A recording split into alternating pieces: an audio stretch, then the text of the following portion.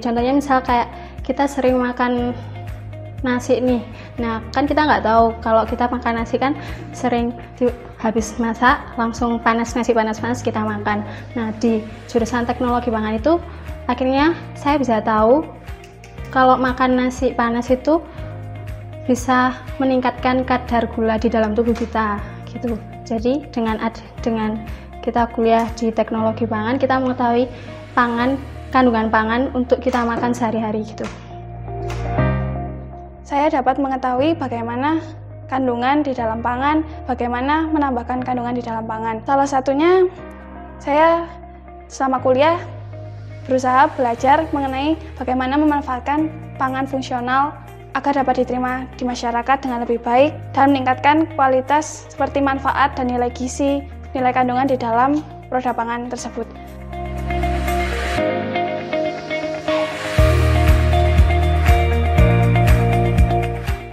Mata kuliah di jurusan teknologi pangan itu mungkin kalian lebih beranggapan banyak ke kimia murni, tapi ternyata di teknologi pangan sendiri itu mengenai tentang kimia tapi yang mudah diterapkan di sehari-hari. Nah contohnya itu kayak pembuatan brownies. Nah kita itu bisa bikin brownies dengan kadar gula yang rendah seperti bebas gluten. Nah dengan penambahan atau penggunaan tepung tiwul dan penggunaan tepung yang rendah kalori. Di jurusan teknologi pangan ini kita memiliki 2 lab, yaitu lab pangan, lab pengolahan pangan, dan lab kimia. Di lab kimia biasanya kita gunakan untuk melakukan analisis kimia seperti analisis kadar air, kadar lemak, protein, aktivitas antioksidan. Lalu kita bisa melakukan analisis warna. Jadi kita dapat mengidentifikasi warna.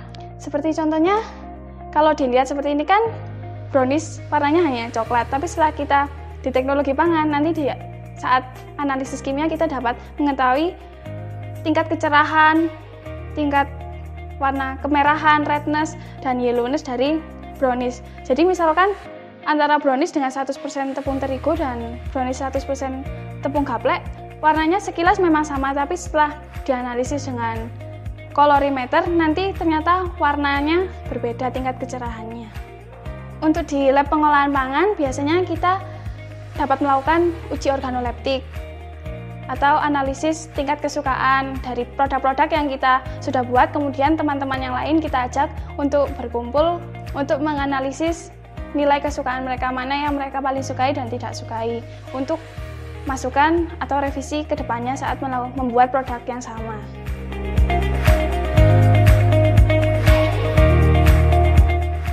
Kedepannya itu bisa ke berbagai macam contoh, bisa kita ke negeri, contohnya ke BPOM atau ke Kementerian Pertanian, itu juga bisa dari jurusan teknologi pangan. Dapat bekerja sebagai konsultan pangan, kita dapat bekerja di pabrik sebagai quality control, menganalisis setiap makanan atau produk pangan yang dibuat, analisis kadar airnya, bagaimana penambahan bahan kimianya.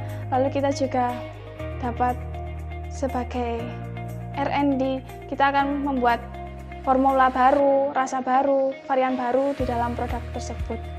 Di Universitas Katolik Widya Karya Malang, terutama di jurusan teknologi pangan ini, kita dapat memiliki banyak peluang untuk mendapatkan beasiswa. Jadi untuk teman-teman yang merasa kuliah itu agak mahal, kita tidak perlu memikirkan biaya. Yang kita perlukan hanya bagaimana kita dapat menjadi mahasiswa yang tekun untuk menyelesaikan perkuliahan ini.